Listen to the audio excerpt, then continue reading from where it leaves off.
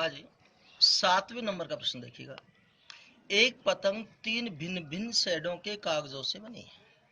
ये चित्र है इसका।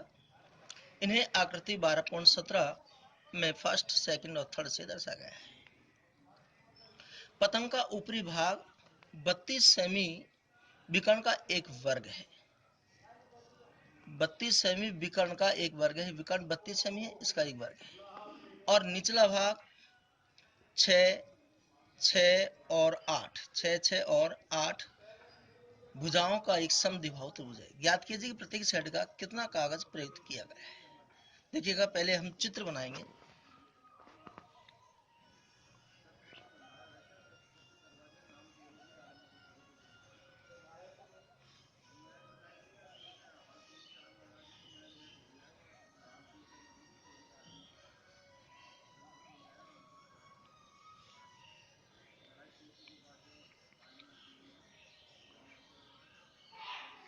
हमने यहाँ ए लिख दिया, बी, सी और डी, यहाँ ओ लिख दिया। अब देखो, पतंग का ऊपरी भाग 32 सेमी विकर्ण का एक वर्ग है। वर्ग के दोनों विकर्ण बराबर होते हैं। ये 32 सेमी का है, तो ये विकर्ण भी 32 सेमी का है।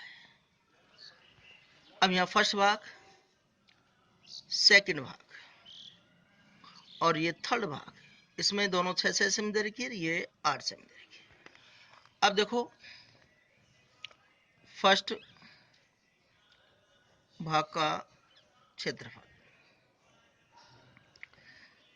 तो इसमें ये तो आधार हो गया, आधार 32 सेमी का, और ये ऊंचाई होगी। वर्ग के विकर्ण एक दूसरे को समद्विभाजित करते हैं, इसलिए ये भी 16 का हो गया, ये भी 16 का हो गया। तो 1/2 गुणा आधार गुणा ऊंचाई,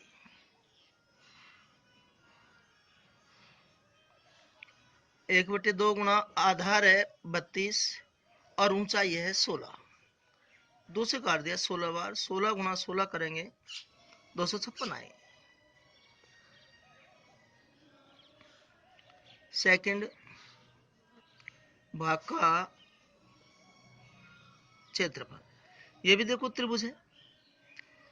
ये आधार 32 सेमी, ऊंचाई 16 सेमी, तो यही सूत्र लग जाएगा 1/2 गुणा आधार गुणा ऊंचाई,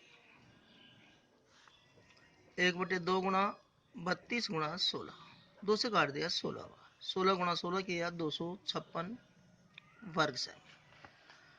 अब देखो, थर्ड भाग का क्षेत्रफल, इसमें हिरोन वाला सूत्र लगा देता हूं।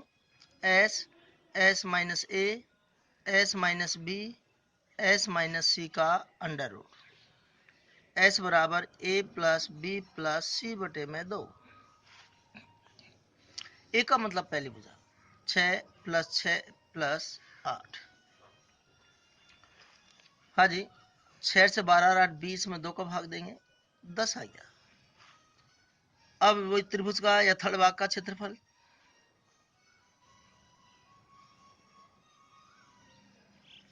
एस की जगह हम 10 लिख देंगे, फिर एस माइनस ए की जगह पहली भुजा 6, फिर एस माइनस बी की जगह दूसरी भुजा 6, एस माइनस सी की जगह 8 लिख दिया तीसरी भुजा।